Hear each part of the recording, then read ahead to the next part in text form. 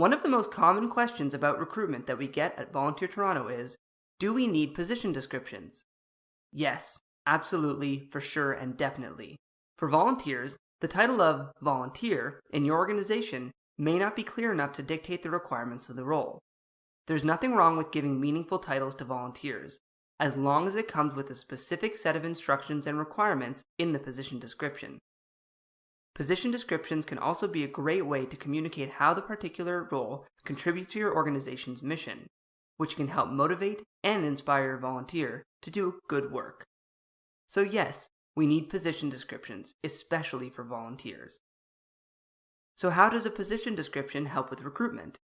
Well, the position description lays out the what, when, where, and how of the role, as well as the why, and makes it easy for volunteers to know their role inside and out.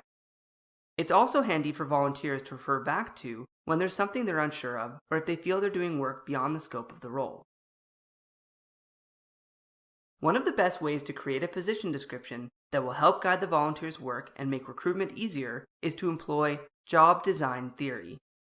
This allows you to create and craft a role that is useful to the volunteer and the organization while keeping all the pieces of the role in place: the what, when, where, how, and why of the role. There are also a few benefits to using job design theory. For organizations, job design focuses on supporting the organization's mandate and identifies what actually needs to get done. Job design also provides an analysis of functions to support risk management, the basis for determining the screening steps, and defined expectations to guide performance review. For volunteers, job design creates the flexibility to group or regroup tasks to meet the needs and interests of the volunteer. Job design also gives the volunteer a clear definition of what to do and what is expected, guidelines for role limitations and boundaries, and a role focused on mandate, so that volunteers know that what they do matters and will make a difference. There are 5 steps to job design that allow you to take the basic building blocks of a position description and flesh it out in a meaningful way. 1. Review your mandate to give direction for the job design. Always link back to the mission and think about how it relates to the role you're creating. 2. What are the functions that support your mandate? Identify the functions, components, and tasks that will lead to what your organization wants to achieve.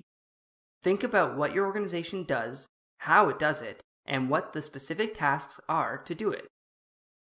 3. Identify the skills necessary for the tasks. Think about skill analysis, the specific abilities, skill variety, the mix of abilities, and autonomy, how much responsibility is associated. 4. Identify and describe volunteer assignments. Using the first 3 steps, your mandate, your functions, and your skills, you can create volunteer assignments that meet the need best, perhaps even a mix of roles or requirements. 5. Match volunteers to assignments. Building a solid position description will allow you to ensure that volunteers know the mandate, know the functions, have the skills, and understand the requirements of the role. This reiterates the importance of a position description to highlight to the volunteer the needs of the role and allows your organization to find the right person for it. While not a step on its own, you should also remember to build in a review cycle for volunteer roles to ensure that roles are relevant and still valuable to the organization, and to reflect changing times and ways of doing things. Once you've crafted an excellent position description using job design theory, you'll have a document that will make it easier to recruit the right volunteer for the role. First, volunteer candidates will notice the direct link to your mission, and if that's in line with their values or the work they're looking to do, right away they'll be interested in the role and applying with your organization.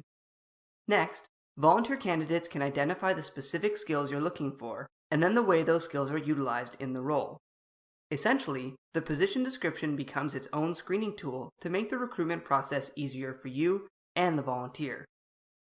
When it comes time to match the volunteer to the assignment, they'll already know what's expected of them and how best to fulfill the role.